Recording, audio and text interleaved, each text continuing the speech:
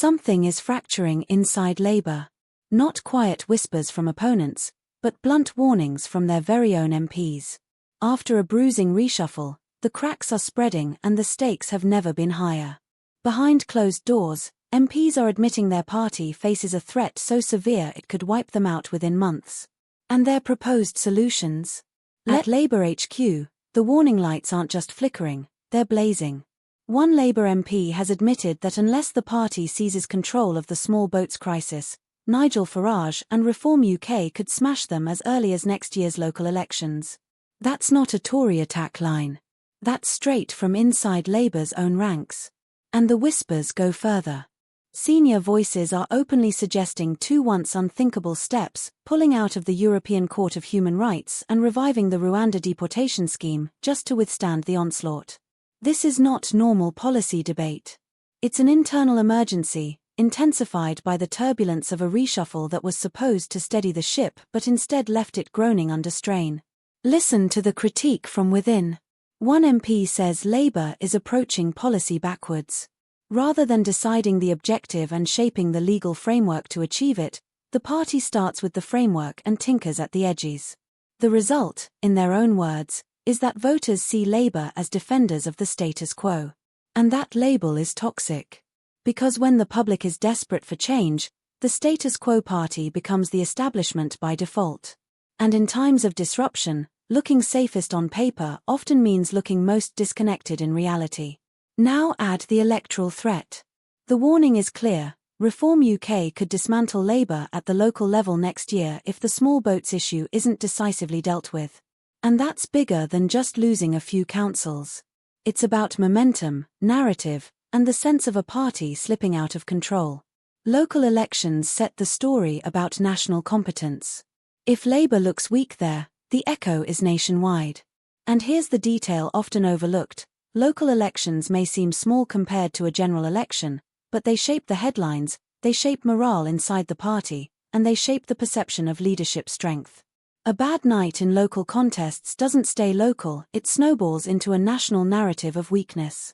And once the press senses drift, every by-election, every council vote, every policy delay becomes a symbol of failure. That's why Labour MPs are sounding the alarm now, not 6 months down the line, but today, while there is still time to act. Then comes the cultural gap.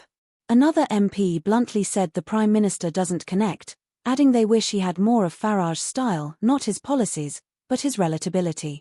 The evidence. Farage has more TikTok followers than every other MP combined. The lesson. Politics may not be pure entertainment, but in today's media landscape, attention is the entry ticket. If you can't connect, you can't persuade, and you'll always be reacting to those who can. And this isn't about social media vanity metrics. It's about who frames the national conversation. In politics, whoever frames the debate, wins the debate. If Labour's front line can't even compete for attention, they're fighting battles already lost before they start. Put these threads together and you see why once unthinkable options: exiting the ECHR, relaunching Rwanda, are suddenly on the table. These aren't idle musings. They're the reflexes of a party that feels cornered.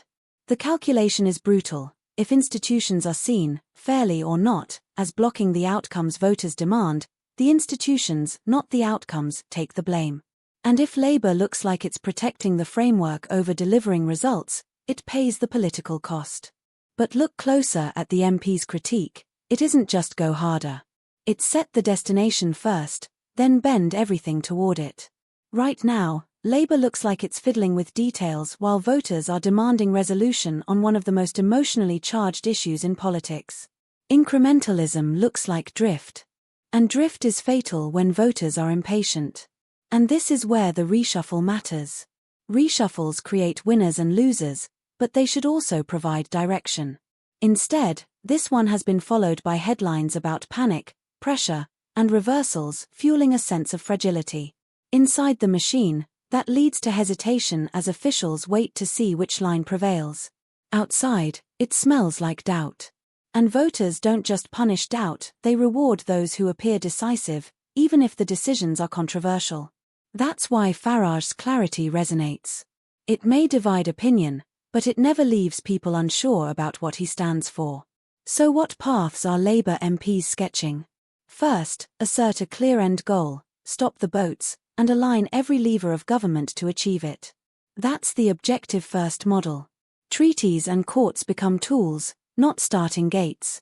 The pitch to voters: judge us on outcomes, not rituals. Second, if the framework can't deliver the objective, make structural change, even up to leaving the ECHR or reviving Rwanda. It's explosive, yes. It would fracture Labour's coalition and spark a fierce national row. But some MPs argue the alternative is political annihilation at the hands of Reform's clarity and Farage's communication firepower. Third, fix the connection gap. Relatability is not a side issue, it's central. You can have the best policy in the world, but if the messenger doesn't land it, you lose the argument before it begins. Politics isn't showbiz, but it is the art of storytelling about power: who has it, who abused it, and who will wield it for you. In that contest, presence is everything. If Farage owns the feeds, he frames the debate. If Labour doesn't compete there, it's forever playing catch-up. And here's the sobering part: fixing relatability isn't just about slick videos or social media gimmicks. It's about leadership tone, cultural instincts, and the ability to cut through noise with clarity. It's about being able to walk into a room or a timeline and hold attention. That's why the MP's comparison to Farage stings. They're not asking their leader to imitate his politics. They're asking for a leader who understands that in the 21st century, communication isn't decoration, it's the battlefield itself. Back to the core alarm bell: reform will destroy us. That line, voiced by Labour MPs themselves, shows a party confronting two brutal truths. 1. Perceptions harden faster than policy is designed. 2. Hesitation inside the party reads outside as weakness. And when voters smell weakness, they look for decisiveness elsewhere. So, what comes next? If Labour embraces the objective-first model, expect sharper framing: here's what we'll do, how we'll do it, and when you'll see it. If they can show early markers of progress, they start shedding the status quo tag. If they can't, or if process again dominates the headlines, then the drumbeat for more radical pivots, including ECHR exit talk and a Rwanda reboot, will only grow louder. And hovering over all of it is the Farage factor: the ability to grab attention, frame the narrative, and turn anger into votes. If Labour doesn't solve both the policy challenge and the communication deficit, they won't just lose arguments, they'll lose momentum. The local elections will be the first scoreboard. And if the MP's warnings are right, that scoreboard could look brutal. Final point: this doesn't need drama. It needs decisions. Labour's own MPs have given the diagnosis in their words: stop defending the status quo, set the goal, and align everything to deliver it before reform writes the story for them. After a punishing reshuffle, Labour can't afford another round of drift. Either they write the next chapter, or the next chapter writes them. What do you think about Labour's predicament? Share your thoughts down below. And if you haven't already, hit like and subscribe for more British content. Thanks for watching. Take care. Goodbye.